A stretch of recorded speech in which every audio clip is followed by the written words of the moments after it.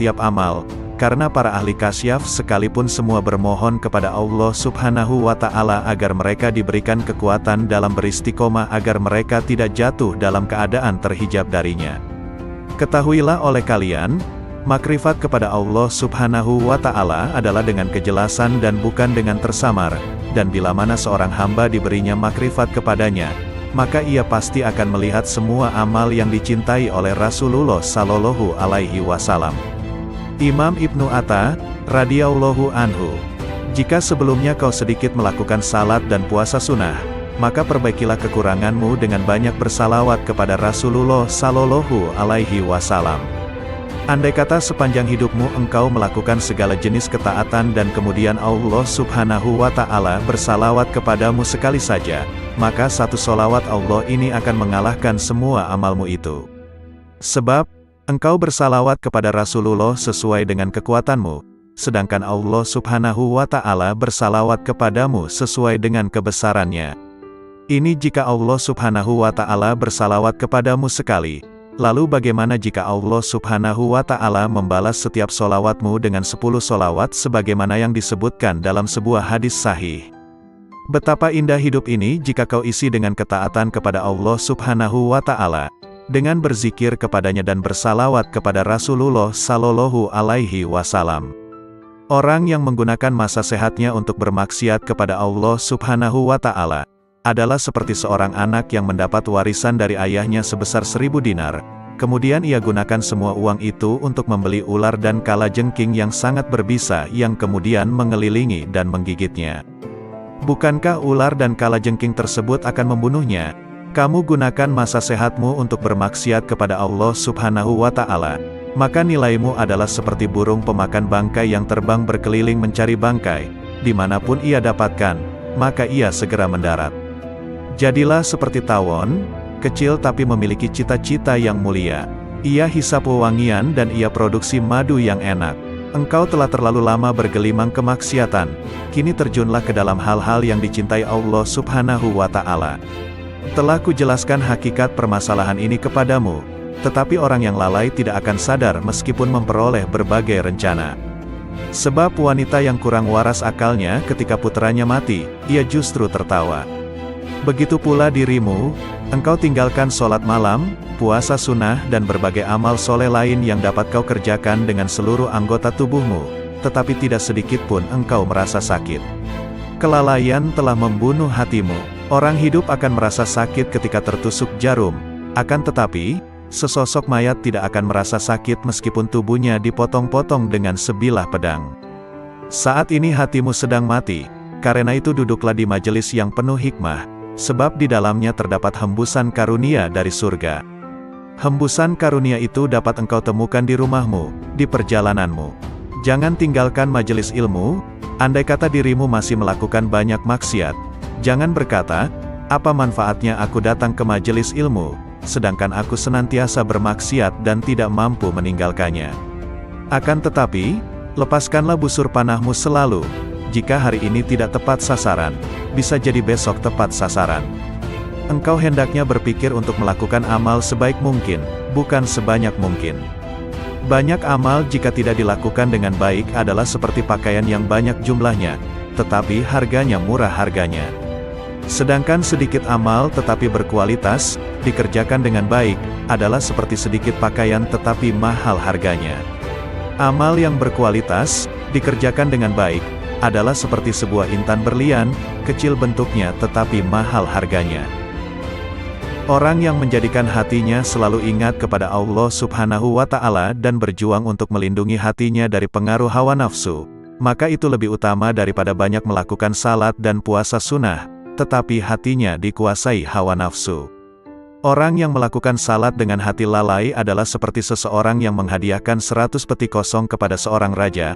Tentunya sang raja akan marah dan selalu mengingat perbuatan buruknya ini.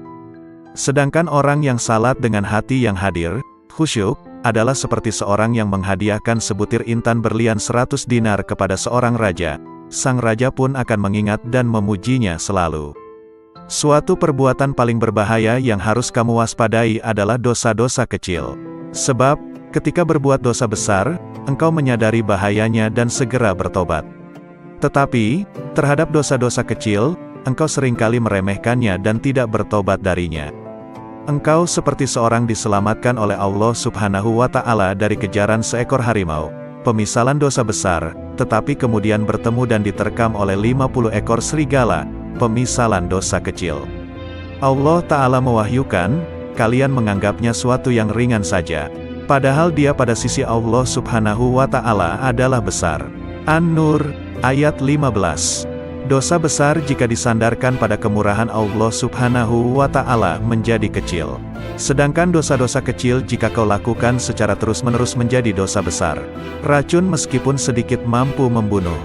Dosa kecil itu ibarat percikan-percikan api. Sebuah kota, dan pada hakikat api yang berkobar berasal dari percikan-percikan api kecil. Ukurlah dirimu dengan salat. Jika ketika salat engkau tidak memikirkan segala sesuatu selain Allah Subhanahu wa Ta'ala, maka berbahagialah. Tetapi, jika tidak demikian, maka tangisilah dirimu setiap kali kau gerakkan kakimu menuju salat. Pernahkah engkau melihat seorang kekasih tidak ingin bertemu kekasihnya?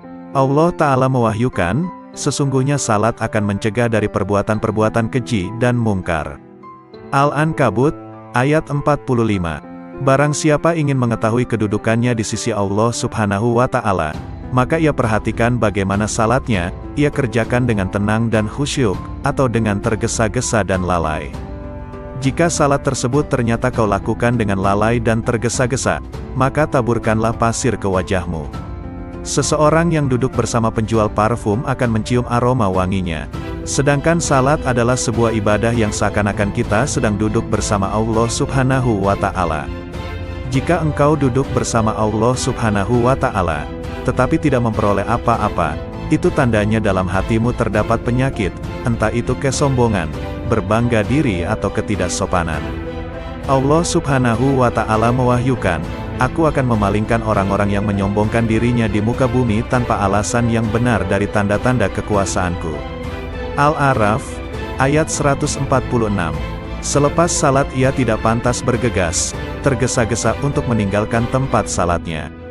Akan tetapi, hendaknya dia berzikir kepada Allah Subhanahu wa Ta'ala dan beristighfar memohon ampun kepadanya atas segala kekurangan yang ia lakukan di dalam salatnya.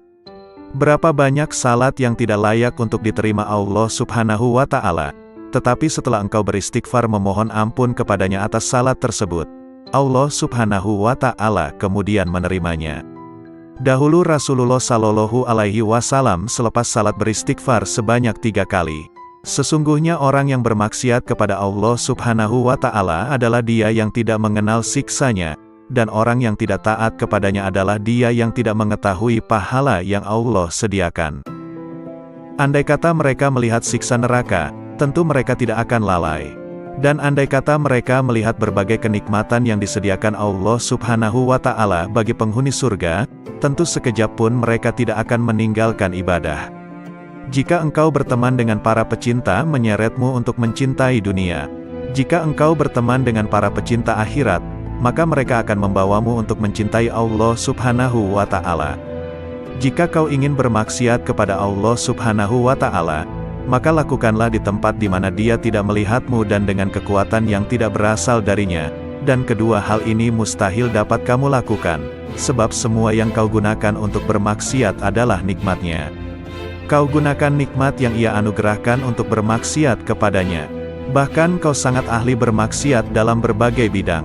Terkadang engkau menggunjing, terkadang mengadu domba dan terkadang memandang yang haram. Ibadah yang kau bangun selama 70 tahun, kau robohkan dalam sekejap. Hai penghancur ketaatan, Allah Subhanahu wa Ta'ala menjadikanmu miskin adalah agar kau berdoa, dan memohon kepadanya. Hai orang yang menenggelamkan nafsunya dalam berbagai keinginan jahat dan maksiat, andai saja kau beri nafsumu hal-hal yang mubah, tidak berdosa dan tidak berpahala. Mengapa engkau tidak mencintai dia yang ketika kau berbuat buruk kepadanya, justru memberimu berbagai nikmat dan bermurah kepadamu?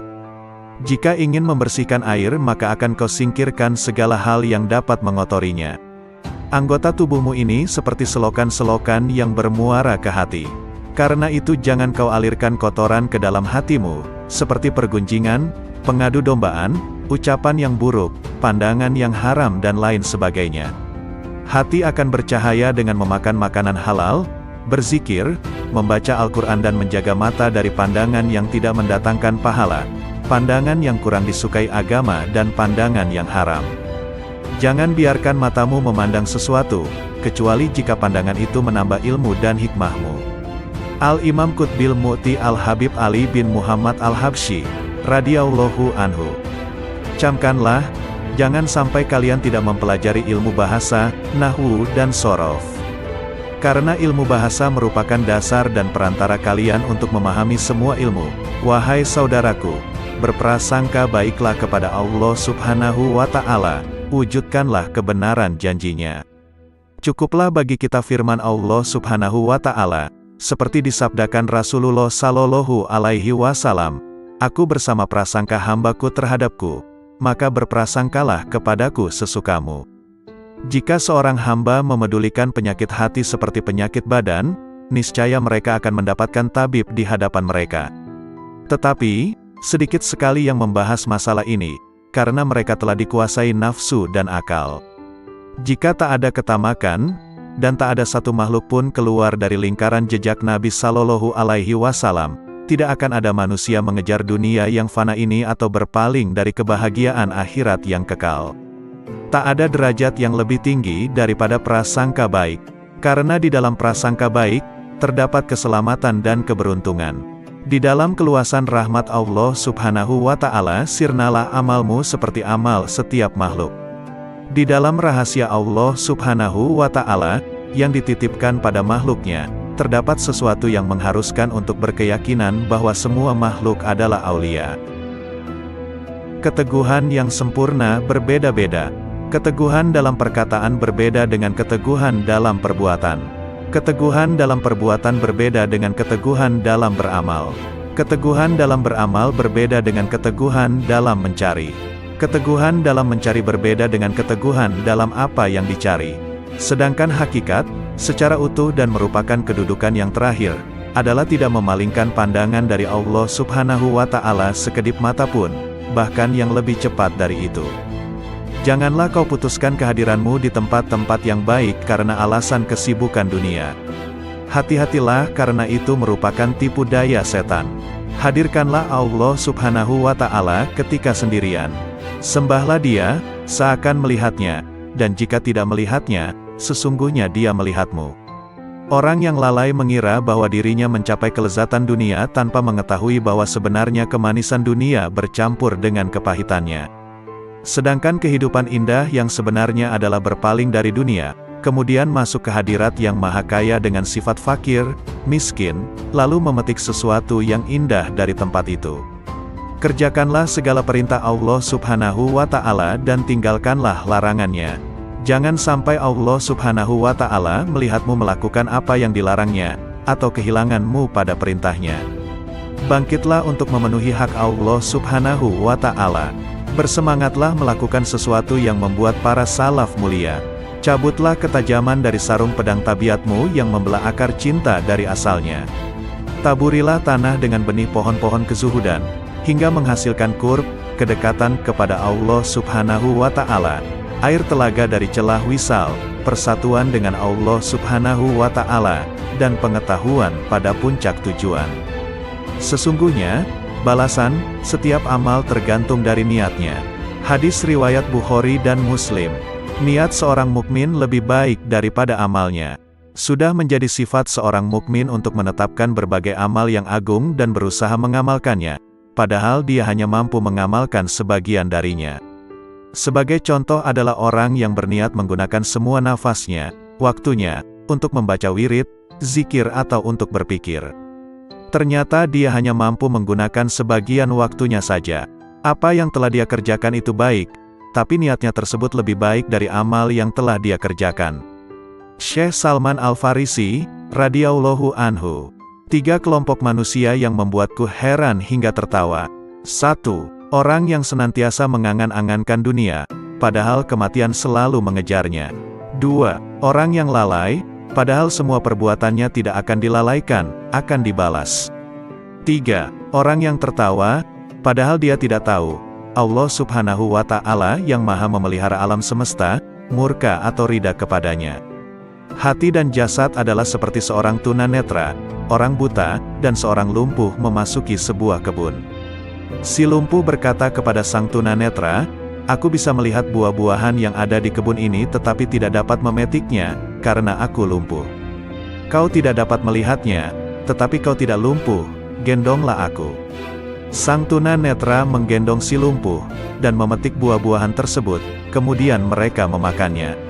Ruh dan jasad bekerja sama untuk berbuat maksiat kepada Allah Subhanahu wa Ta'ala, maka keduanya layak mendapat siksa. Syekh Harits Al-Muhasibi, radhiyallahu anhu.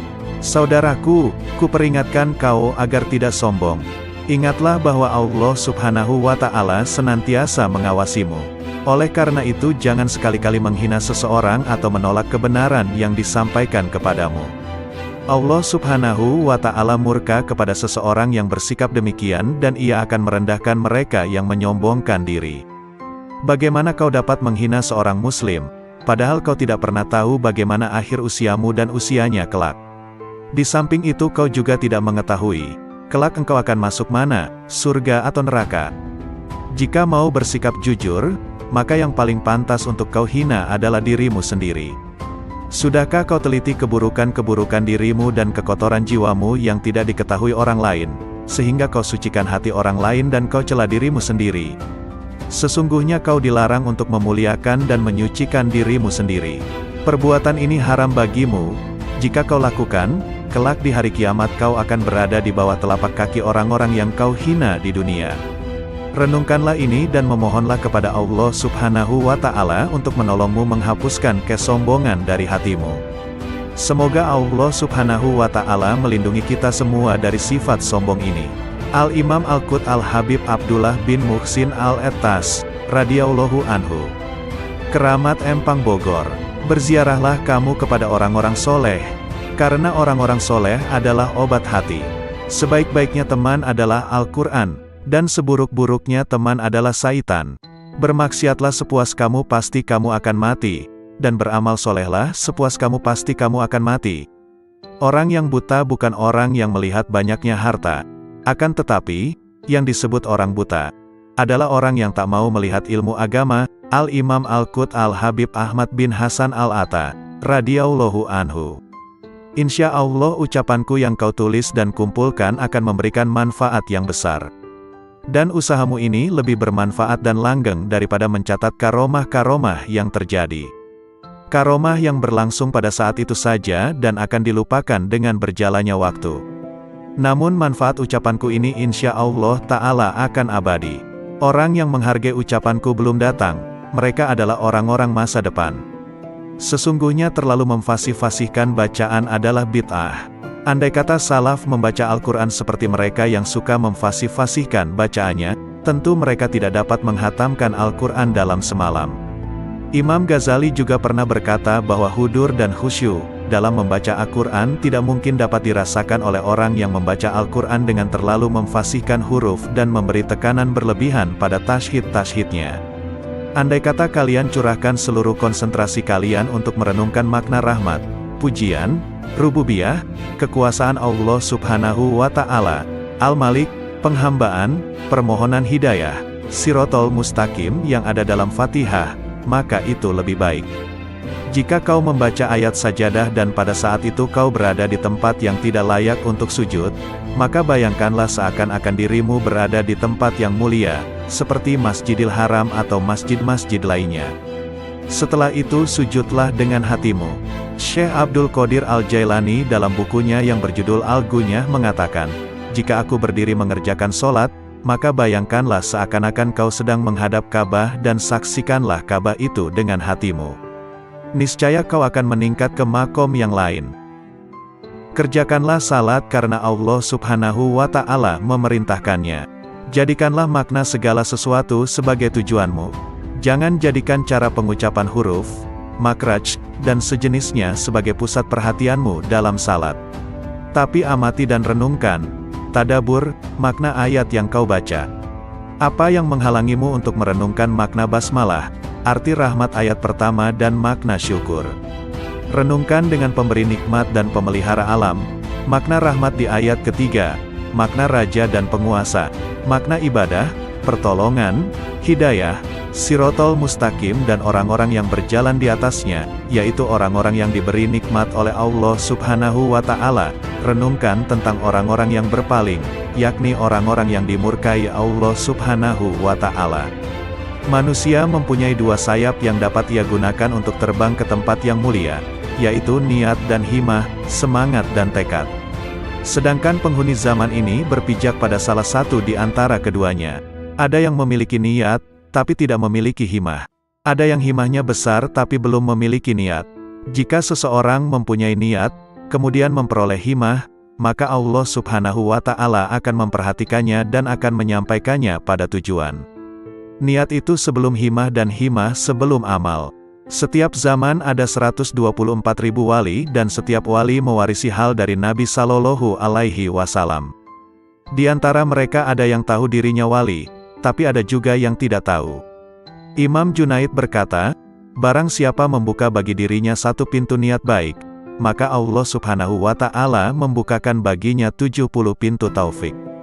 Dan barang siapa membukakan untuk dirinya satu pintu niat buruk, maka Allah Subhanahu wa Ta'ala membukakan untuknya 70 pintu hislan, dorongan untuk bermaksiat. Jika kau membaca sesuatu dan tidak dapat memahaminya, atau hatimu tidak hadir sewaktu membacanya, maka ulangi lagi di waktu yang lain. Sebab setiap waktu memiliki rahasia yang berbeda. Hati manusia seperti Baitul Ma'mur. Setiap hari ada 70.000 malaikat yang tawaf mengelilinginya hingga hari kiamat. Dalam 24 jam hati 70.000 bisikan dan setiap bisikan dipegang oleh seorang malaikat. Setiap orang memiliki 360 urat. Ada urat yang akan mendorongnya untuk berbuat kebaikan, dan ada yang menggerakkannya untuk berbuat kejahatan. Jika melihat orang soleh, urat-urat kebaikan akan menggerakkannya untuk berbuat baik. Jika melihat orang durhaka, maka urat-urat keburukannya akan menggerakkannya untuk berbuat jahat. Ilmu yang bermanfaat adalah yang tidak akan meninggalkanmu di dunia maupun di akhirat.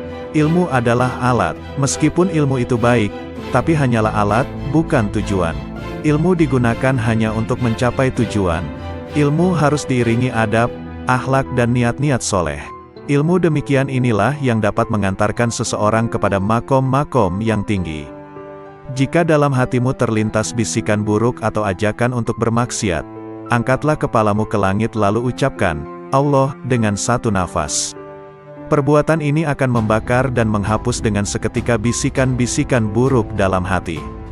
Hikmah dari menengadahkan kepala ke langit adalah karena setan tidak dapat mendatangi manusia dari atas kepalanya.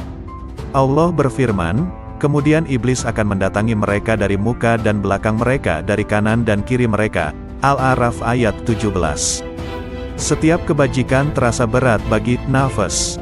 Tapi jika dipaksakan, ia akan terbiasa dan dapat mengerjakannya dengan mudah. Sebagian orang jika melihat nafasnya benci pada perbuatan baik, ia mengikuti nafasnya dan cenderung kepadanya. Ia selalu berbuat demikian, hingga tidak mampu lagi berbuat baik. Akhirnya, hatinya menjadi keras. Sebenarnya jika hati mau menghadap Allah Subhanahu wa Ta'ala, Allah Subhanahu wa Ta'ala akan menghadap kepadanya. Jika berpaling, maka Allah Subhanahu wa Ta'ala pun akan berpaling darinya. Sifat nafas adalah suka menentang dan mudah bosan. Jika kau membiasakannya dengan kebaikan, ia akan menjadi baik, tapi jika kau membiasakan dengan keburukan, ia akan menjadi buruk. Jika kau memandang seorang yang soleh dan istiqomah, khusyuk, dan wara, lalu kau bandingkan akhlakmu dengan akhlaknya, amalmu dengan amalnya, keadaanmu dengan keadaannya, maka kau akan mengetahui aib dan kekuranganmu.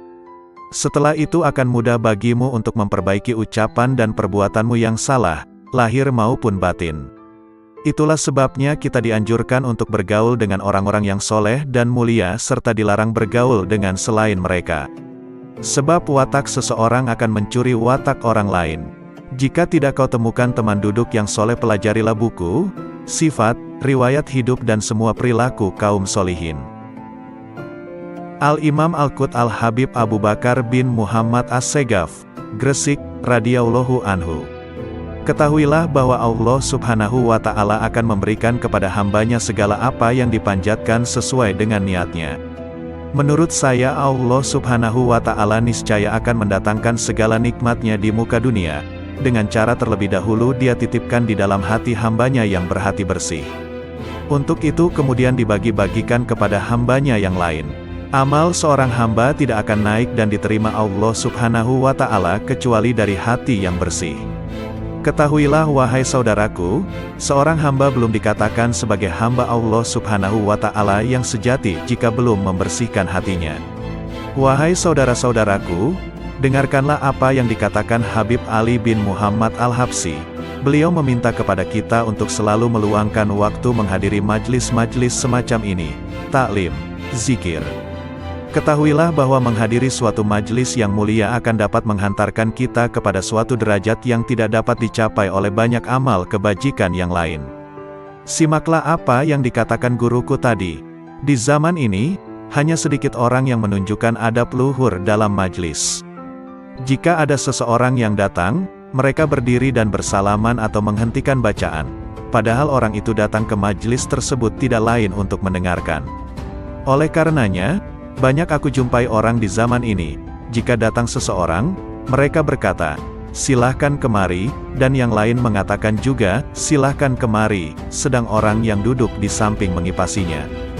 Gerakan-gerakan dan kegaduhan yang mereka timbulkan menghapus keberkahan majlis itu sendiri.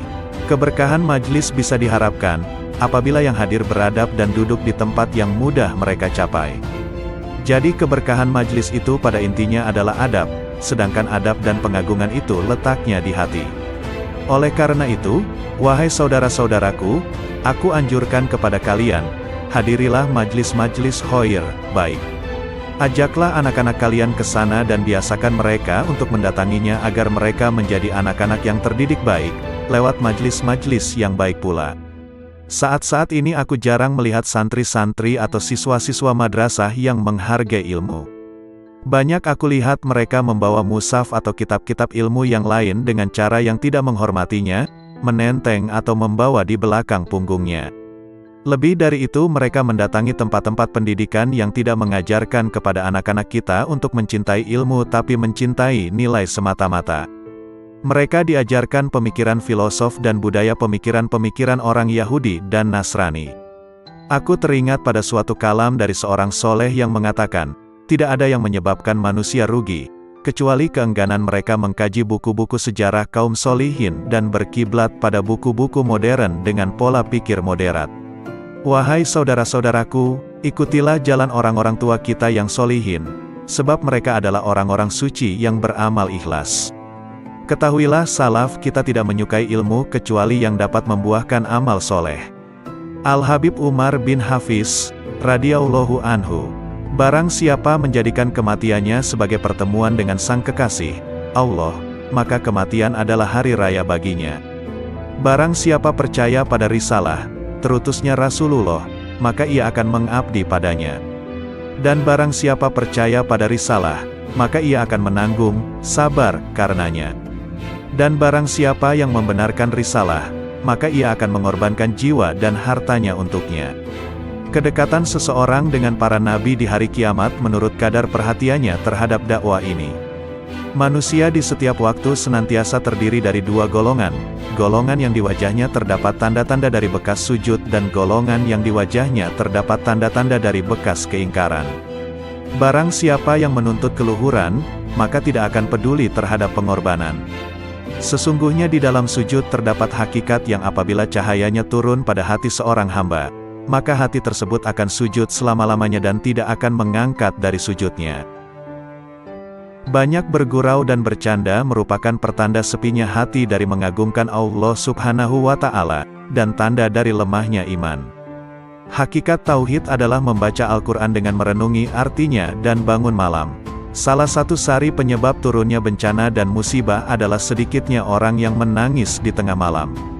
Tanpa menahan hawa nafsu maka manusia tidak akan sampai pada Tuhannya sama sekali dan kedekatan manusia terhadap Allah menurut kadar pembersihan jiwanya. Barang siapa yang mempunyai samudra ilmu kemudian kejatuhan setetes hawa nafsu, maka hawa nafsu itu akan merusak samudra tersebut. Keluarkanlah rasa takut pada makhluk dari hatimu, maka engkau akan tenang dengan rasa takut pada Khalik, Pencipta, dan keluarkanlah berharap pada makhluk dari hatimu, maka engkau akan merasakan kenikmatan dengan berharap pada Sang Khalik. Al-Habib Hasan bin Ja'far As-Segaf, radhiyallahu anhu. Nabi bersabda, siapa yang kau cintai? Seseorang akan bersama yang dicintainya.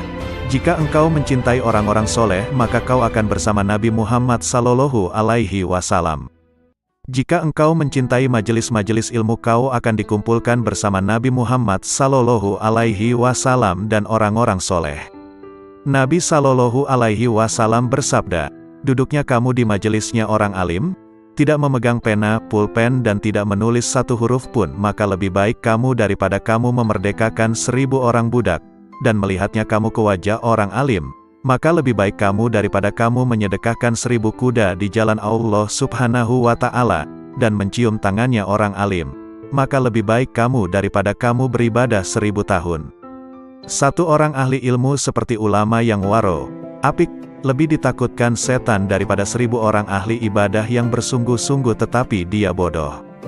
Berkata Nabi sallallahu alaihi wasallam, barang siapa yang memuliakan orang alim, maka dia telah memuliakan aku, dan barang siapa yang telah memuliakan aku, maka dia telah memuliakan Allah subhanahu wa ta'ala, dan barang siapa yang telah memuliakan Allah subhanahu wa ta'ala, maka tempatnya adalah di surga.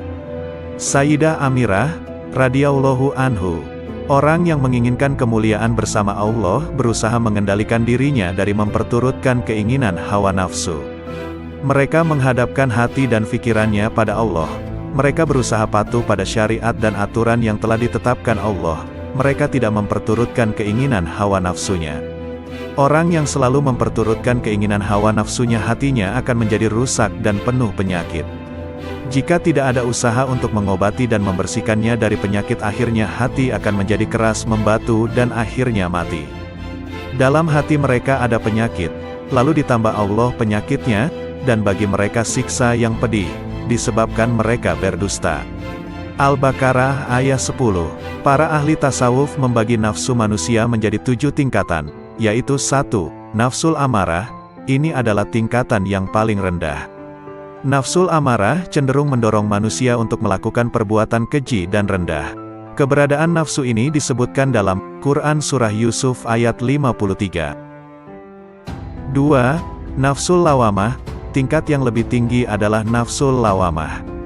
Nafsu ini sering mengkritik dan menyesali tindakan yang tidak patut yang dilakukan atas dorongan nafsul lawamah. Keberadaan nafsu ini disebutkan dalam Quran Surah Al-Qiyamah ayat 2. 3. Nafsul mulhamah, tingkat nafsu yang ketiga adalah nafsul mulhamah. Keberadaannya disebutkan dalam Quran Surah Asy-Syam ayat 7-10. 4. Nafsul mutmainah, keberadaan nafsu ini disebutkan dalam Quran Surah Al-Fajr 27-31. 5. Nafsul radiyah, orang yang mencapai tingkat ini selalu merasa puas dengan apa yang diterimanya dari Allah. Bagi mereka sama saja kejadian baik maupun buruk yang menimpanya. 6.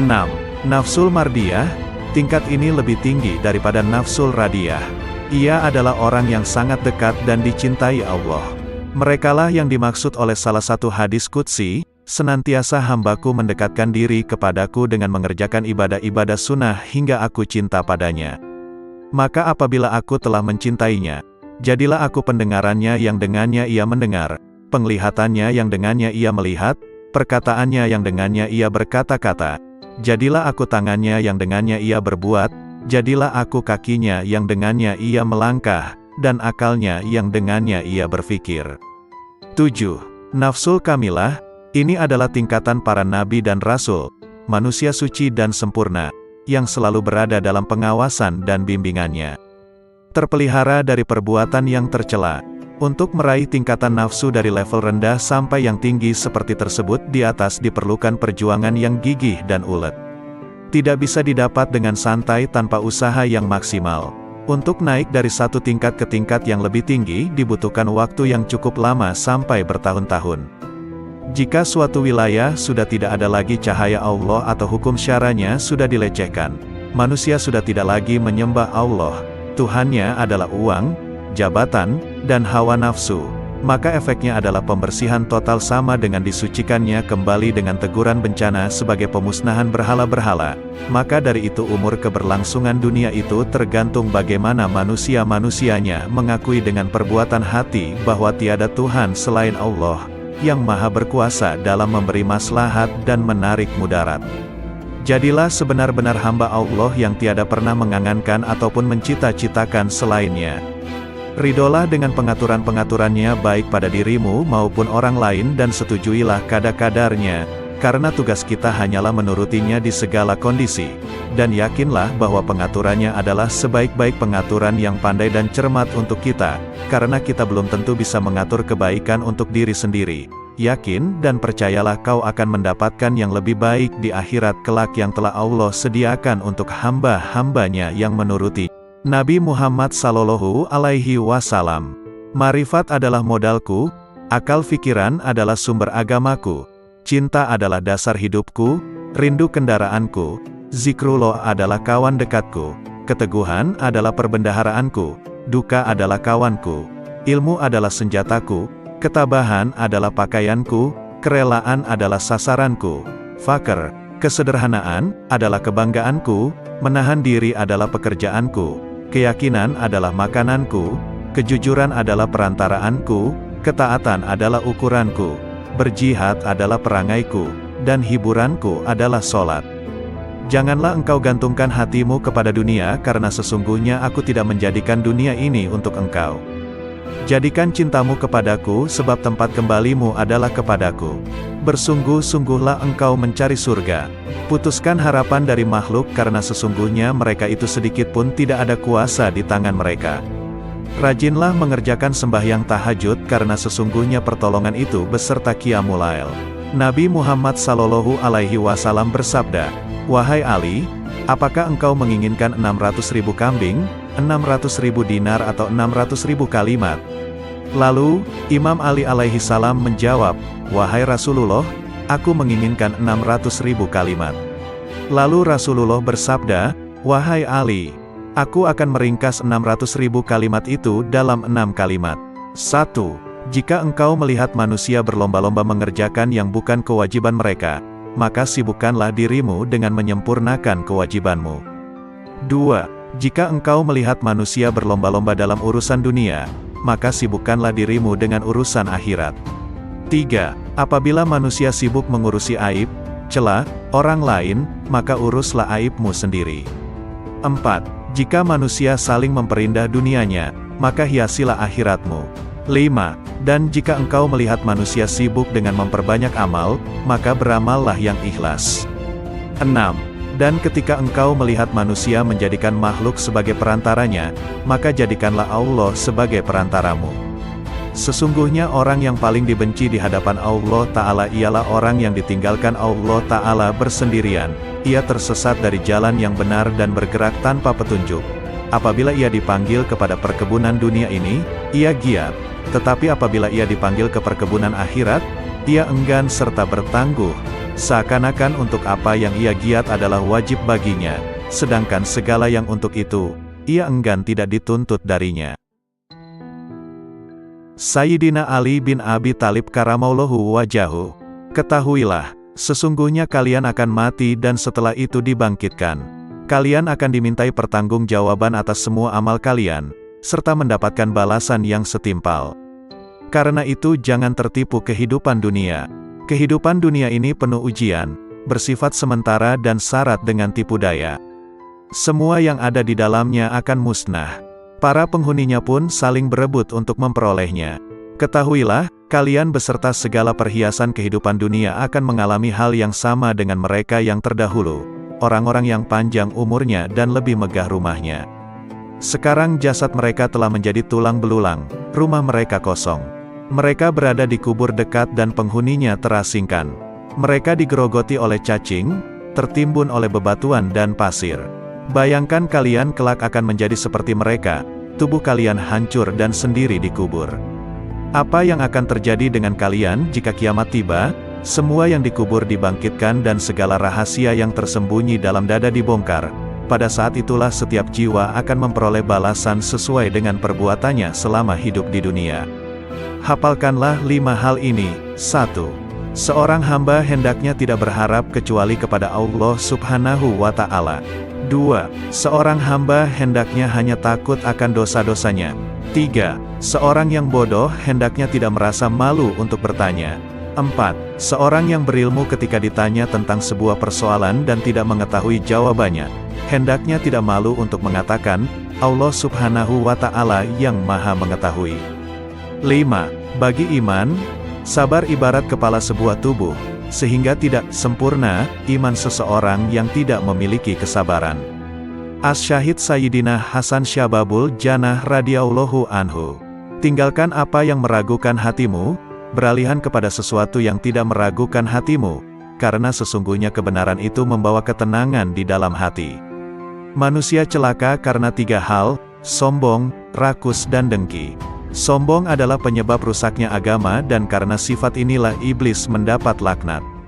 Rakus adalah musuh bagi hati manusia dan karena sifat inilah Nabi Adam dikeluarkan dari surga. Dengki adalah menuju kejahatan dan karena sifat inilah Kabil membunuh Habil. Asy-Syahid Sayyidina Husain Syababul Jannah radhiyallahu anhu. Bila mana dunia dianggap sesuatu yang sangat berharga, maka sesungguhnya pahala Allah Subhanahu wa Ta'ala adalah lebih berharga dan lebih mulia. Bila mana tubuh ini dirawat hanya untuk menyambut kematian, maka terbunuhnya seseorang dengan pedang di jalan Allah Subhanahu wa Ta'ala lebih utama. Bila mana rizki yang sudah ditentukan, maka sedikitnya keserakahan seseorang dalam berusaha adalah lebih baik. Bila mana harta benda dihimpun hanya untuk ditinggalkan, maka apa gunanya seorang pelit terhadap sesuatu yang pasti ia tinggalkan. Sabar adalah mahkota, kesetiaan adalah harga diri, memberi adalah kenikmatan, banyak bicara adalah membual, omong kosong, tergesa-gesa adalah kebodohan, kebodohan adalah aib, berlebih-lebihan, dalam berkata, adalah omong kosong, berteman dengan orang yang ahli berbuat hina adalah kejahatan dan berteman dengan ahli kefasikan adalah pusat prasangka buruk. Bila mana dirimu digigit oleh kekejaman massa, maka janganlah kamu mengadu kepada manusia.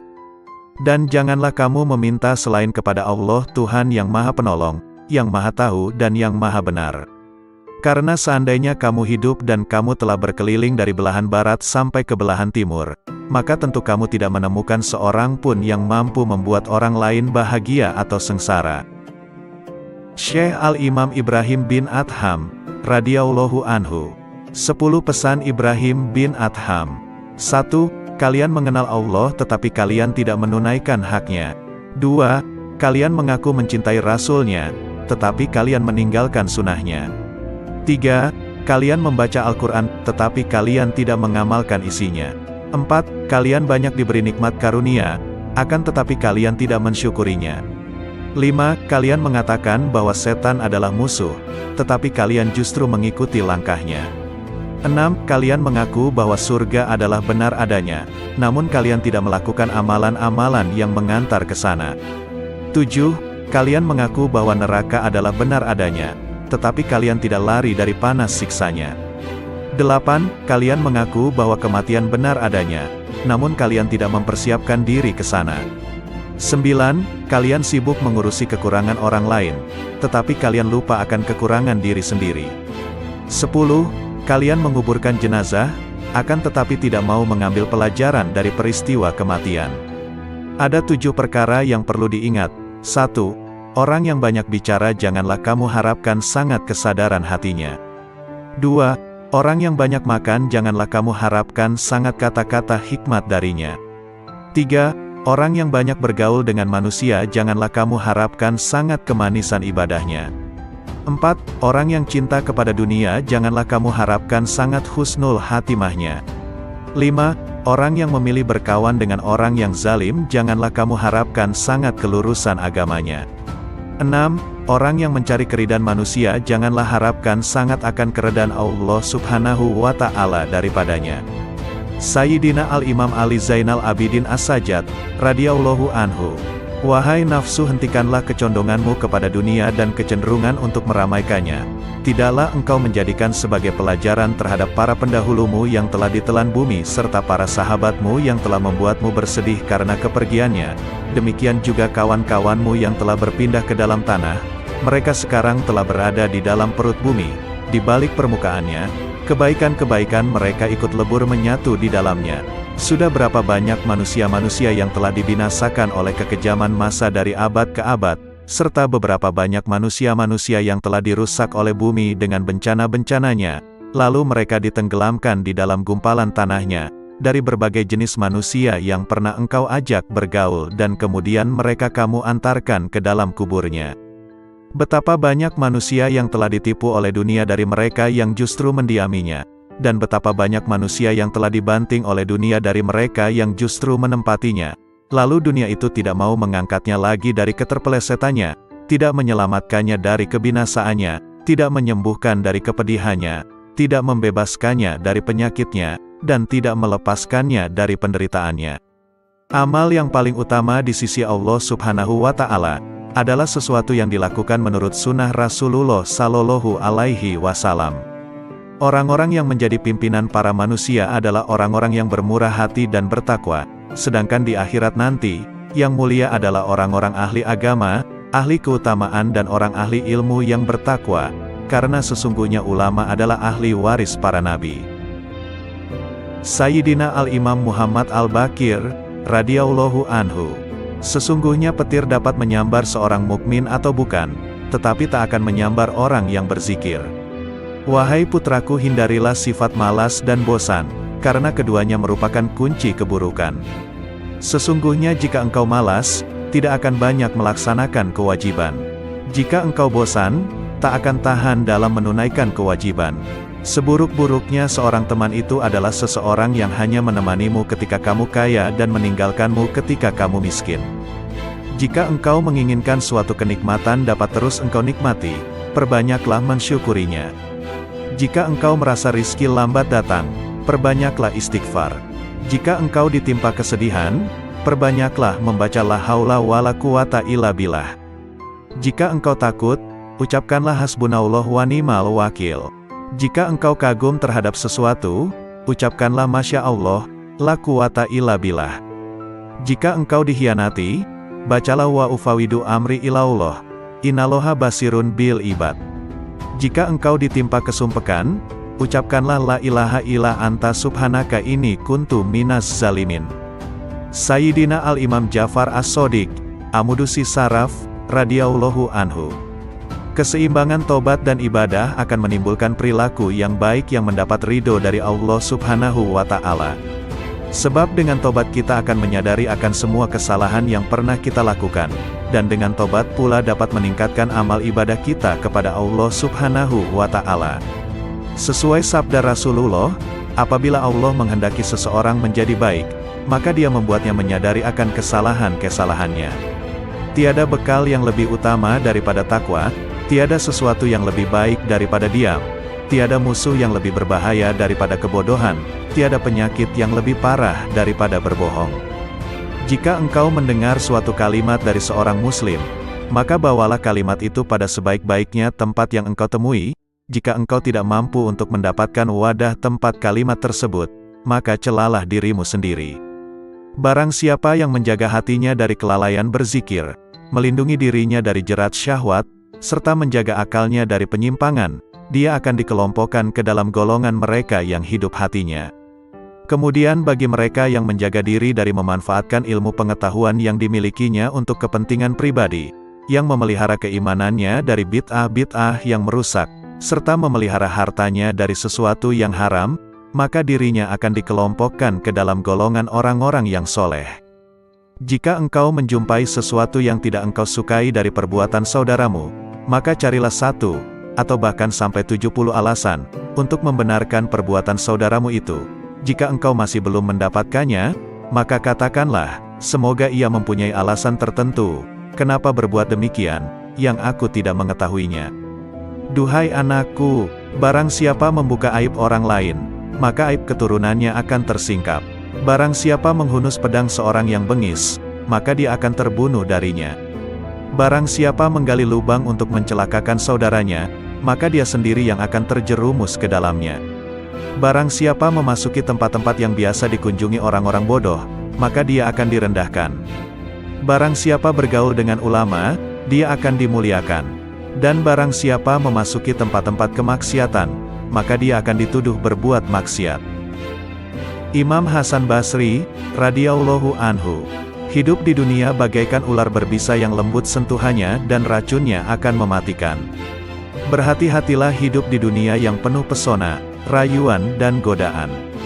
Engkau tidak akan memperoleh hakikat iman selama engkau mencela seseorang dengan sebuah aib yang ada pada dirimu sendiri. Perbaikilah aibmu, baru kemudian engkau perbaiki orang lain. Setiap kau perbaiki satu aibmu, maka akan tampak aib lain yang harus kau perbaiki. Akhirnya kau sibuk memperbaiki dirimu sendiri. Dan sesungguhnya hamba yang paling dicintai Allah Subhanahu wa Ta'ala adalah dia yang sibuk memperbaiki dirinya sendiri. Sepanjang sejarah kehidupan manusia, tidak ada hari seperti hari kiamat, hari di mana aib terbuka dan mata menangis. Orang zuhud itu mempunyai 3 syarat. 1. Sedikit sekali menggemari dunia, sederhana dalam menggunakan segala miliknya, menerima apa yang ada, juga tidak merisaukan segala sesuatu yang tidak ada, akan tetapi giat dalam bekerja, karena bekerja adalah mencari rizki, sedangkan mencari rizki, suatu kewajiban. 2. Pujian dan celaan adalah hal yang sama, tidak bergembira bila mendapat pujian, juga tidak bersedih jika mendapat celaan atau hinaan. 3. Mengutamakan ridho Allah Subhanahu wa Ta'ala daripada ridho manusia atau merasa tenteram jiwanya bersama Allah Subhanahu wa Ta'ala dan merasa bahagia sebab dapat mentaati semua tuntutannya. Imam Muhammad Asy-Syafi'i, radhiyallahu anhu, cintailah orang soleh, karena mereka memiliki kesolehannya. Cintailah Nabi Muhammad sallallahu alaihi wasallam, karena dia kekasih Allah Subhanahu wa Ta'ala. Dan cintailah Allah Subhanahu wa Ta'ala, karena dia kecintaan Nabi dan orang soleh. Dunia adalah tempat yang licin dan menggelincirkan, rumah yang hina, bangunan-bangunannya akan runtuh, penghuninya akan beralih ke kuburan, perpisahan dengannya adalah sesuatu keniscayaan, kekayaan di dunia sewaktu-waktu bisa berubah menjadi kemiskinan, bermegah-megahan adalah suatu kerugian, maka memohonlah perlindungan Allah Subhanahu wa Ta'ala. Terimalah dengan hati yang lapang segala karunia-Nya. Jangan terpesona dengan kehidupanmu di dunia sehingga meninggalkan kehidupan akhirat. Ketahuilah, sesungguhnya hidupmu di dunia akan sirna, dindingnya juga miring dan hancur. Maka perbanyaklah perbuatan baik dan janganlah terlalu banyak berangan-angan. Menganggap benar dengan hanya satu pandangan merupakan suatu bentuk ketertipuan. Berpegangan dengan suatu pendapat itu lebih selamat daripada berkelebihan dan penyesalan. Melihat dan berpikir, keduanya akan menyingkap keteguhan hati dan kecerdasan. Bermusyawarah dengan orang bijak merupakan bentuk kemantapan jiwa dan kekuatan mata hati. Ketahuilah bahwa orang yang jujur kepada Allah Subhanahu wa Ta'ala, ia akan selamat. Barang siapa yang bersemangat dengan agamanya, ia pun akan selamat dari kerusakan. Dan barang siapa yang berlaku zuhud dengan urusan dunianya, niscaya kelak pahala Allah Subhanahu wa Ta'ala akan nampak indah di matanya. Tujuan dari ilmu adalah mengamalkannya, maka ilmu yang hakiki adalah yang terefleksikan dalam kehidupannya, bukannya yang bertengger di kepala. Jika engkau melihat seseorang berjalan di atas air dan bisa terbang di udara, maka janganlah kehebatan itu menjadikan kalian lengah dan terheran-heran kepadanya sampai kamu mengetahui secara persis atas apa yang dikerjakannya itu berlandaskan pada Al-Quran dan As-Sunnah. Jika rasa ujub menghinggapi aktivitasmu, maka lihatlah keridhaan siapa yang kau harapkan, pahala mana yang kau suka, sanksi mana yang kau benci. Maka jika engkau memikirkan satu di antara kedua hal ini, niscaya akan hadir di depan matamu apa yang sudah kamu lakukan. Bid'ah itu terbagi menjadi 2 macam, segala sesuatu yang baru dan tidak sejalan dengan Al-Quran, Sunnah, Atsar, Ijma itu merupakan bid'ah dalalah, bid'ah yang sesat. Sementara jika sesuatu yang baru itu tidak berseberangan dengan Al-Quran, hadis, atsar dan ijma maka sesuatu yang baru itu disebut bid'ah hasanah, bid'ah yang baik. Barang siapa yang dipancing untuk marah, namun ia tidak marah, maka dia tak ubahnya keledai, dan barang siapa yang diminta keridoannya namun tidak ridho, maka dia adalah syaitan. Tawadu adalah perkara yang sangat diidam-idamkan. Orang yang paling tinggi kedudukannya adalah mereka yang tidak melihat kedudukannya sendiri. Akan tetapi tawadu di hadapan orang yang tidak bisa menghargai orang lain merupakan bentuk kezaliman terhadap diri sendiri. Dasar ilmu adalah kemantapan dan buahnya adalah keselamatan. Dasar wara, menjaga diri dari sesuatu yang meragukan, adalah qanaah, menerima karunia Allah Subhanahu wa Ta'ala dengan dada yang lapang, dan buahnya adalah ketenangan batin. Dasar kesabaran adalah keteguhan hati dan buahnya adalah kemenangan. Dasar suatu aktivitas adalah taufik, pertolongan Allah Subhanahu wa Ta'ala, dan buahnya adalah kesuksesan. Dasar tujuan akhir dari segala perkara adalah sidik, benar. Di antara orang yang tidak mempunyai harga diri adalah mereka yang dengan mudahnya memberitahukan usianya kepada orang lain. Karena kalau usianya lebih muda, tentu mereka akan menganggapnya rendah, dan jika usianya lebih tua, tentu mereka akan beranggapan bahwa ia sudah pikun. Siapa yang merasa bahwa dalam dirinya terkumpul dua cinta, cinta dunia dan cinta kepada penciptanya, maka ia telah berdusta. Jika kalian melihat kitab yang di dalamnya ada catatan tambahan dan perbaikan, maka lihatlah kebenaran yang ada di dalamnya. Terimalah dariku 3 hal. 1. Jangan berbicara panjang lebar tentang sesuatu yang tidak baik perihal sahabat Rasulullah Sallallahu Alaihi Wasallam, karena kelak Rasulullah Sallallahu Alaihi Wasallam nantinya yang akan menjadi seterumu. 2. Janganlah kamu sibukkan dirimu dengan ilmu kalam. Sesungguhnya aku telah melakukan kajian dengan ahli ilmu kalam dan mereka telah melakukan taktil, meniadakan sifat Allah Subhanahu wa Ta'ala. 3. Dan janganlah menyibukkan dirimu dalam nujum, ramalan dengan bintang. Sayyidina Al-Imam Qutbil Rabbani Syekh Abdul Qadir Al-Jailani, radhiyallahu anhu. Hai orang-orang yang lalai, secara terang-terangan engkau menentang Allah Subhanahu wa Ta'ala yang maha benar dengan bermaksiat kepadanya tetapi merasa aman dari siksanya. Ketahuilah tak lama lagi rasa aman itu akan berubah menjadi ketakutan, masa luangmu menjadi kesempitan, kesehatanmu menjadi sakit, kemuliaanmu menjadi kehinaan, kedudukanmu menjadi rendah, kekayaanmu menjadi kemiskinan. Ketahuilah, rasa aman dari siksa Allah Subhanahu wa Ta'ala Azza wa Jalla yang akan kau peroleh di hari kiamat sesuai dengan rasa takutmu kepadanya di dunia ini. Sebaliknya, ketakutanmu di hari kiamat sesuai rasa amanmu dari siksa Allah di dunia. Sayangnya, engkau tenggelam di dunia dan terperosok ke lembah kelalaian, sehingga cara hidupmu seperti hewan. Yang kalian ketahui hanya makan, minum, menikah dan tidur. Keadaan kalian ini tampak nyata bagi orang-orang yang berhati suci. Rasa rakus terhadap dunia, keinginan untuk mencari dan menumpuk-numpuk harta telah memalingkan kalian dari jalan Allah dan pintunya. Hai yang ternoda karena ketamakannya, andai kata kau bersama penghuni bumi bersatu untuk mendatangkan sesuatu yang bukan bagianmu, maka kalian semua tidak akan mampu mendatangkannya.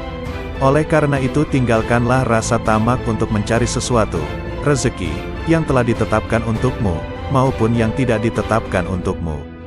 Apakah pantas bagi seorang yang berakal untuk menghabiskan waktunya memikirkan sesuatu yang telah selesai pembagiannya? Tabir penutup kalbumu tak akan tersibak selama engkau belum lepas dari alam ciptaan, tidak berpaling darinya dalam keadaan hidup selama hawa nafsumu belum pupus, selama engkau melepaskan diri dari kemaujudan dunia dan akhirat, selama jiwamu belum bersatu dengan kehendak Allah Subhanahu wa Ta'ala dan cahayanya. Jika jiwamu bersatu dengan kehendak Allah Subhanahu wa Ta'ala dan mencapai kedekatan dengannya lewat pertolongannya. Makna hakiki bersatu dengan Allah Subhanahu wa Ta'ala ialah berlepas diri dari makhluk dan kedirian, serta sesuai dengan kehendaknya tanpa gerakmu, yang ada hanya kehendaknya. Inilah keadaan fana dirimu, dan dalam keadaan itulah engkau bersatu dengannya, bukan bersatu dengan ciptaannya. Sesuai firman Allah Subhanahu wa Ta'ala, tak ada sesuatu pun yang serupa dengannya, dan dialah yang maha mendengar dan maha melihat. Anakku, pertama-tama nasihatilah dirimu, kemudian nasihatilah orang lain. Perhatikanlah dirimu, jangan mengurusi orang lain. Jangan mengurusi orang lain selama dalam dirimu masih ada sesuatu yang harus diperbaiki. Sungguh celaka, engkau mengetahui cara menyelamatkan orang lain. Engkau buta, bagaimana dapat menuntun orang lain? Hanya yang memiliki penglihatan tajamlah yang mampu menuntun umat manusia. Hanya orang yang mengenal Allah Subhanahu wa Ta'ala lah yang dapat mengembalikan manusia ke jalannya. Seseorang yang tidak mengenalnya, bagaimana dapat menuntun umat manusia ke jalannya? Kalian menghadiri majelis ilmu hanya untuk mencari jalan keluar bagi permasalahan duniawi kalian, bukan untuk mengobati penyakit hati. Kalian tidak mendengarkan nasihat para penceramah, tetapi meneliti kesalahan mereka, kemudian menghina dan menertawakannya. Kalian juga bermain-main dalam majelis. Sesungguhnya kalian sedang mempertaruhkan diri kepada Allah Subhanahu wa Ta'ala yang Maha Agung dan Maha Mulia. Segeralah bertobat, jangan mencontoh musuh-musuh Allah Subhanahu wa Ta'ala. Berusahalah untuk mengambil manfaat dari apa yang kalian dengar. Syekh Imam Al-Ghazali, radhiyallahu anhu. Renungkanlah pendeknya umurmu. Andai kata engkau berumur 100 tahun sekalipun, maka umurmu itu pendek jika dibandingkan dengan masa hidupmu kelak di akhirat yang abadi, selama-lamanya. Coba renungkan agar dapat beristirahat pensiun, selama 20 tahun. Dalam 1 bulan atau setahun engkau sanggup menanggung berbagai beban berat dan kehinaan di dalam mencari dunia. Tetapi mengapa engkau tidak sanggup menanggung beban ibadah selama beberapa hari demi mengharapkan kebahagiaan abadi di akhirat nanti? Jangan panjang angan-angan, engkau nanti akan berat untuk beramal. Yakinilah bahwa tak lama lagi engkau akan mati. Katakan dalam hatimu, pagi ini aku akan beribadah meskipun berat. Siapa tahu nanti malam aku mati. Malam ini aku akan sabar beribadah. Siapa tahu besok aku mati. Sebab, kematian tidak datang pada waktu, keadaan dan tahun tertentu, yang jelas pasti ia datang. Oleh karena itu, mempersiapkan diri menyambut kedatangan maut lebih utama daripada mempersiapkan diri menyambut dunia. Bukankah kau menyadari betapa pendek hidupmu di dunia? Bukankah bisa jadi ajalmu hanya tersisa 1 tarikan dan hembusan nafas atau 1 hari? Setiap hari lakukanlah hal ini dan paksakan dirimu untuk sabar beribadah kepada Allah Subhanahu wa Ta'ala. Andai kata engkau ditakdirkan untuk hidup selama 50 tahun dan kau biasakan dirimu untuk sabar beribadah, nafsumu akan tetap berontak, tetapi ketika maut menjemput kau akan berbahagia selama-lamanya. Tetapi, ketika engkau tunda-tunda dirimu untuk beramal, dan kematian datang di waktu yang tidak kau perkirakan. Kehidupan seorang muslim tidak dapat dicapai dengan sempurna, kecuali mengikuti jalan Allah yang dilalui secara bertahap. Tahapan-tahapan itu antara lain, tobat, sabar, fakir, zuhud, tawakal, cinta, makrifat dan ridha. Karena itu seseorang yang mempelajari tasawuf wajib mendidik jiwa dan akhlaknya. Sementara itu, hati adalah cermin yang sanggup menangkap makrifat. Dan kesanggupan itu terletak pada hati yang suci dan jernih. Berbicara tentang nasihat, kulihat diriku tak pantas untuk memberikannya. Sebab, nasihat seperti zakat, nisyabnya adalah kemampuan untuk memetik nasihat itu bagi dirinya sendiri. Seseorang yang belum mencapai nisyab, bagaimana ia akan mengeluarkan zakat? Dan seorang yang tak memiliki cahaya, bagaimana dapat dijadikan sebagai alat penerang oleh orang lain? Bagaimana bayangan akan lurus jika kayunya bengkok? Allah Subhanahu wa Ta'ala mewahyukan kepada Isa bin Maryam alaihi salam, nasihatilah dirimu, jika kau mampu memetik nasihat, maka nasihatilah orang lain. Jika tidak, maka malulah kepadaku. Barang siapa hendak mengetahui aib-aibnya, maka ia dapat menempuh 4 jalan berikut. 1. Duduk di hadapan seorang guru yang mampu mengetahui keburukan hati dan berbagai bahaya yang tersembunyi di dalamnya. Kemudian ia memasrahkan dirinya kepada sang guru dan mengikuti petunjuknya dalam bermujahadah membersihkan aib itu. Ini adalah keadaan seorang murid dengan syekhnya dan seorang pelajar dengan gurunya. Sang guru akan menunjukkan aib-aibnya dan cara pengobatannya, tapi di zaman ini guru semacam ini langka. 2. Mencari seorang teman yang jujur, memiliki basiroh, mata hati yang tajam, dan berpegangan pada agama. Ia kemudian menjadikan temannya itu sebagai pengawas yang mengamati keadaan, perbuatan, serta semua aib batin dan zohirnya, sehingga ia dapat memperingatkannya. Demikian inilah yang dahulu dilakukan oleh orang-orang cerdik, orang-orang terkemuka dan para pemimpin agama. 3. Berusaha mengetahui aib dari ucapan musuh-musuhnya. Sebab pandangan yang penuh kebencian akan berusaha menyingkapkan keburukan seseorang. Bisa jadi manfaat yang diperoleh seseorang dari musuh yang sangat membencinya dan suka mencari-cari kesalahannya adalah lebih banyak dari teman yang suka bermanis muka, memuji dan menyembunyikan aib-aibnya. Namun, sudah menjadi watak manusia untuk mendustakan ucapan musuh-musuhnya dan menganggapnya sebagai ungkapan kedengkian. Tetapi, orang yang memiliki mata hati jernih mampu memetik pelajaran dari berbagai keburukan dirinya yang disebutkan oleh musuhnya. 4. Bergaul dengan masyarakat. Setiap kali melihat perilaku tercela seseorang, maka ia segera menuduh dirinya sendiri juga memiliki sifat tercela itu. Kemudian ia tuntut dirinya untuk segera meninggalkannya. Sebab, seorang mukmin adalah cermin bagi mukmin lainnya. Ketika melihat aib orang lain ia akan melihat aib-aibnya sendiri. Sangat jauh jika bermaksud memaknai sehat atau kenyang tanpa mengalami sendiri rasa sehat atau kenyang. Mengalami mabuk lebih jelas daripada hanya mendengar tentang arti mabuk, meskipun yang mengalaminya mungkin belum pernah mendengar teori mabuk. Maka mengetahui arti dan syarat-syarat zuhud tidak sama dengan bersifat zuhud. Kehidupan seorang muslim tidak dapat dicapai dengan sempurna, kecuali mengikuti jalan Allah Subhanahu wa Ta'ala yang dilalui secara bertahap.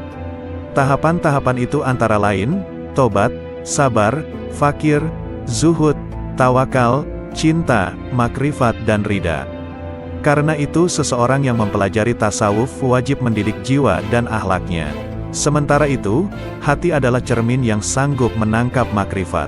Dan kesanggupan itu terletak pada hati yang suci dan jernih. Sayyidina Al-Imam Syekh Abu Hasan Ali Asy-Syadzili, radhiyallahu anhu. Jika kasyaf bertentangan dengan Al-Quran dan Sunnah, tinggalkanlah kasyaf dan berpeganglah pada Al-Quran dan Sunnah. Katakan pada dirimu sesungguhnya Allah Subhanahu wa Ta'ala menjamin keselamatan saya dalam kitabnya dan sunnah rasulnya dari kesalahan, bukan dari kasyaf, ilham, maupun musyahadah sebelum mencari kebenarannya dalam Al-Quran dan sunnah terlebih dahulu. Jika engkau menginginkan bagian dari anugerah para wali, berpalinglah dari manusia kecuali dia menunjukkanmu kepada Allah Subhanahu wa Ta'ala dengan cara yang benar dan tidak bertentangan dengan Al-Quran dan sunnah. Manakala zikir terasa berat di lisanmu, sementara pintu kontemplasi tertutup, ketahuilah bahwa hal itu semata-mata karena dosa-dosamu atau kemunafikan dalam hatimu. Tak ada jalan bagimu, kecuali bertaubat, memperbaiki diri, hanya menggantungkan diri kepada Allah Subhanahu wa Ta'ala dan ikhlas beragama. Ketuklah pintu zikir dengan hasrat dan sikap sangat membutuhkan kepada Allah Subhanahu wa Ta'ala melalui kontemplasi, menjauhkan diri segala hal selain Allah Subhanahu wa Ta'ala. Lakukanlah dengan menjaga rahasia batin, agar jauh dari bisikan nafsu dalam seluruh nafas dan jiwa, sehingga kalian memiliki kekayaan rohani. Tuntaskan lisanmu dengan berzikir, hatimu untuk tafakur dan tubuhmu untuk menuruti perintahnya. Dengan demikian, kalian bisa tergolong orang-orang soleh. Sayyidina Al-Imam Muhammad Maula Ad-Dawilai radhiyallahu anhu. Sesungguhnya aku tidak takut miskin, sebab yakin bahwa karunia Allah lebih dekat dari yang di tanganku. Sesungguhnya aku tidak membenci kematian, sebab yang membenci kematian berarti membenci bertemu dengan Allah Subhanahu wa Ta'ala. Aku tidak pernah membenci tamu, meskipun tidak memiliki sesuatu yang dapat aku hidangkan. Syekh Abdurrahman Assegaf berkata, bila mana ayahku sedang membaca satu ayat Al-Quran, maka lidah beliau seolah-olah menjadi bara. Dan tak lama kemudian akan terlihat bibir beliau terbakar, karena dahsyatnya rasa khauf beliau kepada Allah Subhanahu wa Ta'ala. Dan ayahandaku pernah berkata kepadaku, kalau sekiranya lidahku berada di luar badanku ketika aku sedang membaca ayat Al-Quran niscaya akan aku bakar lidahku dengan tanganku sendiri sebagai peringatan bagi diriku sendiri agar bertakwa kepada Allah Subhanahu wa Ta'ala. Sayyidina Al-Imam Al-Quds Syekh Abdurrahman As-Segaf, radhiyallahu anhu. Al-Muqaddam Ats-Tsani li As-Sa'adati Ba'alawi. Semua manusia membutuhkan ilmu, ilmu membutuhkan amal, amal membutuhkan akal. Akal membutuhkan taufik dan taufik adalah pemberian Allah Subhanahu wa Ta'ala. Setiap ilmu tanpa amal, maka batil. Setiap ilmu dan amal tanpa niat, maka tiada bernilai. Setiap ilmu, amal dan niat tanpa sesuai dengan sunnah, maka tertolak. Setiap ilmu, amal, niat dan sesuai sunnah, tanpa wara, maka suatu kerugian. Dikhawatirkan pelakunya akan kehilangan semuanya di saat hari ditimbangnya amal. Janganlah engkau beranggapan bahwa amalan-amalan lahirmu itu bernilai. Sedikit dari amalan batin lebih baik dari lautan amalan lahir. Obatnya hati adalah tidak tergantung pada makhluk. Barang siapa yang tidak mempunyai wirid, maka ia seperti monyet. Barang siapa yang tidak menelaah dan mempelajari kitab Ihya, maka ia tidak punya rasa malu. Al-Imam Muhyin Nufus Al-Habib Abdullah Al-Aidrus Akhbar, radhiyallahu anhu. Di antara waktu yang bernilai tinggi, merupakan pembuka pembendaharaan ilahi, di antara zuhur dan asyar, maghrib dan isya dan tengah malam terakhir sampai ba'da subuh. Sumber segala kebaikan dan pangkal segala kedudukan dan keberkahan akan dicapai melalui ingat mati, kubur dan bangkai. Keridhaan Allah Subhanahu wa Ta'ala dan Rasul-Nya terletak pada mutalaah, mempelajari dan memperdalam Al-Quran dan hadis serta kitab-kitab agama Islam. Meninggalkan dan menjauhi ghibah adalah raja atas dirinya, menjauhi naimah, mengadu domba, adalah ratu dirinya, baik sangka kepada orang lain adalah wilayah dirinya, duduk bercampur dalam majelis zikir adalah keterbukaan hatinya. Peraslah jasadmu dengan mujahadah, memerangi hawa nafsu dunia, sehingga keluar minyak kemurnian. Barang siapa yang menginginkan keridhaan Allah, hendaklah mendekatkan diri kepada Allah Subhanahu wa Ta'ala, karena keajaiban dan kelembutan Allah terdapat pada akhir malam. Jangan kau abaikan sedekah pada setiap hari sekalipun sekecil atom. Perbanyaklah baca Al-Quran setiap siang dan malam hari. Ciri-ciri orang yang bahagia adalah mendapatkan taufik dalam hidupnya, banyak ilmu dan amal serta baik perangai maupun tingkah lakunya. Orang yang berakal adalah yang diam, tidak bicara sembarangan. Orang yang takut pada Allah Subhanahu wa Ta'ala adalah orang yang banyak sedih, merasa bersalah. Orang yang roja, mengharap ridho Allah Subhanahu wa Ta'ala, adalah orang yang banyak melakukan ibadah. Orang yang mulia adalah yang bersungguh-sungguh dalam kebaikan dan ridho Allah Subhanahu wa Ta'ala yang didambakan hidupnya. Orang yang bertaubat adalah yang menyesali perbuatannya, menjauhi pendengaran yang tidak bermanfaat, dan mendekatkan diri kepada Allah Subhanahu wa Ta'ala. Al-Imam Qutbil Irfan Al-Habib Ali As-Sakran, radhiyallahu anhu.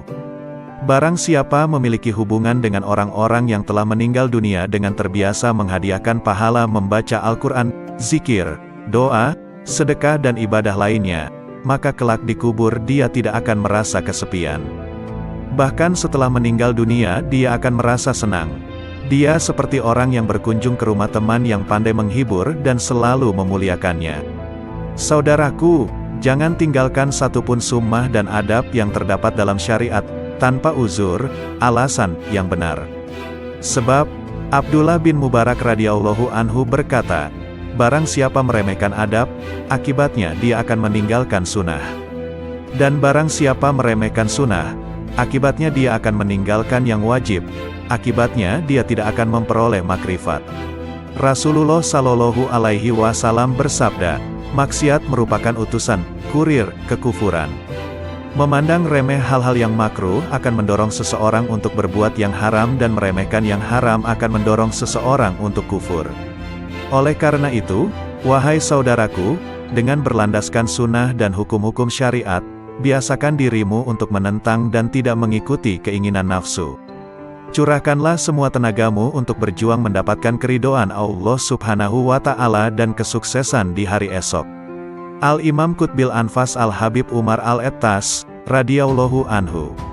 Sumber-sumber ilmu tidak akan berkurang sedikit pun dari generasi terkemudian, akan tetapi pada umumnya mereka datang dengan membawa wadah yang bocor, sehingga tidak memperoleh ilmu kecuali sedikit.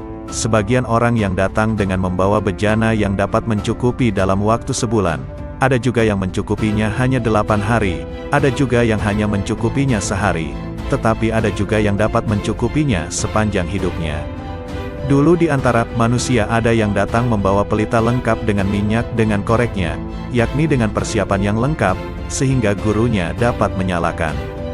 Tetapi kini banyak di antara mereka yang datang kepada gurunya, tetapi mereka tidak membawa apapun yang gurunya dapat menyalakan. Hendaknya orang-orang yang menghendaki keselamatan akhirat meninggalkan tidurnya, demi untuk mendapatkan siraman rahmat di malam hari. Hendaknya kalian senantiasa menghadirkan hati kalian kepada Allah Subhanahu wa Ta'ala dan hendaknya kalian bertawakal kepadanya sepenuh hati, sebab Allah Subhanahu wa Ta'ala mengetahui dimanapun kalian berada.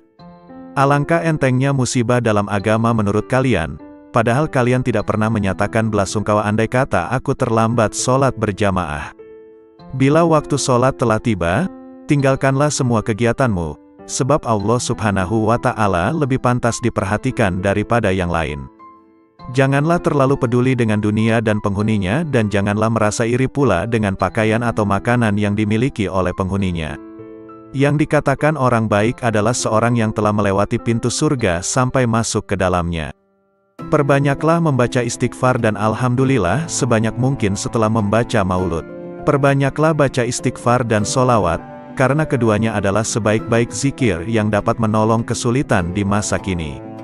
Perhatikan kebiasaan baik yang engkau inginkan, wafat dalam kebiasaan itu, karena itu tetaplah dalam kebiasaan itu, dan perhatikanlah kebiasaan buruk yang engkau tidak inginkan wafat dalam kebiasaan seperti itu, karena itu jauhilah kebiasaan itu.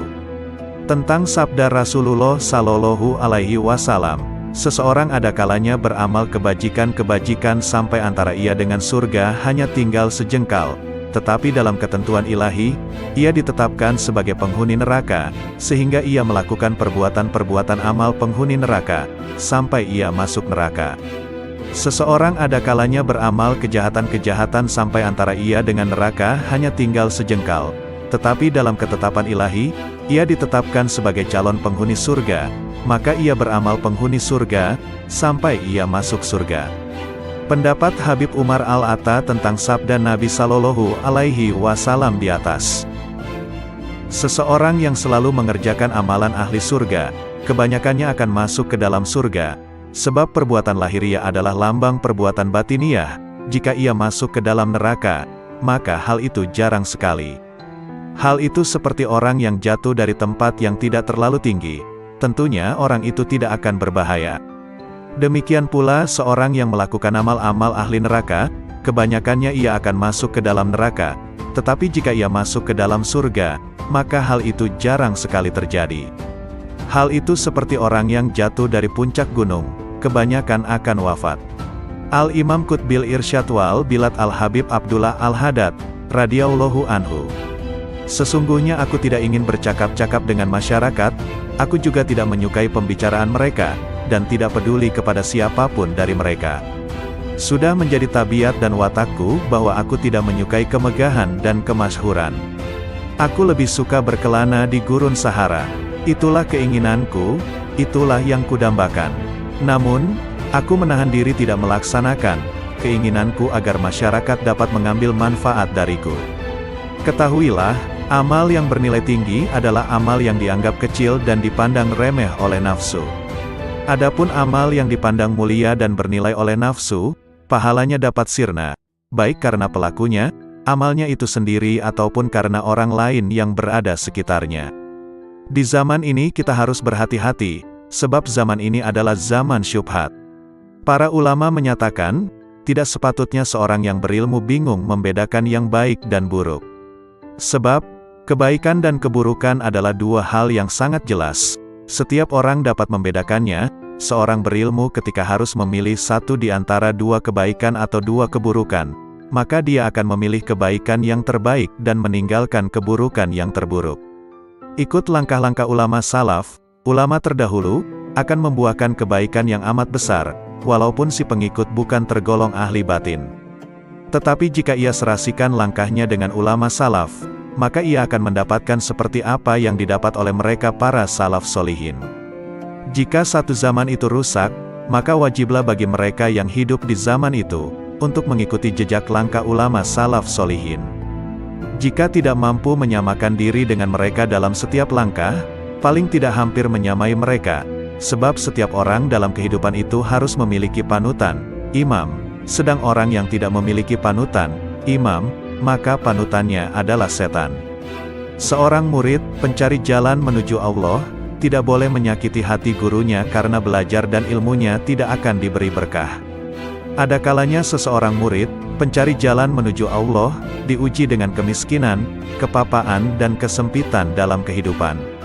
Maka hendaknya ia bersyukur kepada Allah Subhanahu wa Ta'ala, disebabkan dengan hal tersebut di atas dan harus beranggapan berprasangka bahwa takdir kehendak Allah menjadikan Anda miskin, papa dan susah serta sempit sebagai sebesar-besarnya kenikmatan karena dunia adalah musuh Allah. Anda harus bersyukur, maka Allah akan mengangkat derajatnya sama dengan para nabinya, para auliyanya dan hamba-hamba yang soleh. Ketahuilah bahwa rizki itu telah ditentukan dan telah dibagikan oleh Allah Subhanahu wa Ta'ala. Di antara hamba-hambanya ada yang diluaskan rezekinya dan dilapangkan kehidupannya, dan dikurangkan rizkinya menurut kebijaksanaannya. Bersifatlah qanaah, cukup, atas apa yang ditentukan Allah bagimu. Awas dan waspadalah dengan panjang angan-angan dan harapan tentang kehidupan di dunia, karena dunia akan menariknya untuk mencintai dunia, dan Anda akan terikat dengannya sehingga sukar untuk beribadat dan mengasingkan diri untuk menuju jalan akhirat. Aku tidak pernah melihat ada yang benar-benar memberi, selain Allah Subhanahu wa Ta'ala. Jika ada seseorang memberiku sesuatu, kebaikannya itu tidak meninggikan kedudukannya di sisiku, karena aku menganggap orang itu hanyalah perantara saja. Awas, jangan sekali-kali Anda mentaati syaikh, guru, itu hanya lahiriah semata, karena ketahuilah bahwa syaikh itu dapat melihat ketaatanmu padanya. Di belakangnya Anda membantah dan mendurhakai karena sangkaanmu, Anda sangka Allah tidak tahu kelakuanmu, sedangkan syekhmu itu dekat dengannya. Kalau Anda begitu akan mendapatkan kecelakaan, kesempitan dan kebinasaan. Bukankah Allah berjanji kepada barang siapa aku cintai maka penglihatannya adalah penglihatanku, pendengarannya adalah pendengaranku, mulutnya adalah mulutku, tangannya adalah tanganku dan kakinya adalah kakiku. Barang siapa memusuhinya atau menyakitinya, maka aku dan para malaikatku mengumandangkan perang terhadap dirinya. Persahabatan, pertemanan dan pergaulan memiliki pengaruh yang sangat kuat untuk membuat seseorang menjadi baik maupun buruk. Persahabatan dan pergaulan dengan orang-orang soleh dan berbudi membawa manfaat, sedangkan persahabatan dan pertemanan dengan orang-orang fasik dan durhaka membawa bahaya. Hanya saja manfaat persahabatan dengan orang soleh atau bahaya pergaulan dengan pendurhaka tersebut terkadang tidak tampak secara langsung, akan tetapi secara bertahap dan setelah berlangsung lama. Secara umum, pada awalnya kebaikan itu berat untuk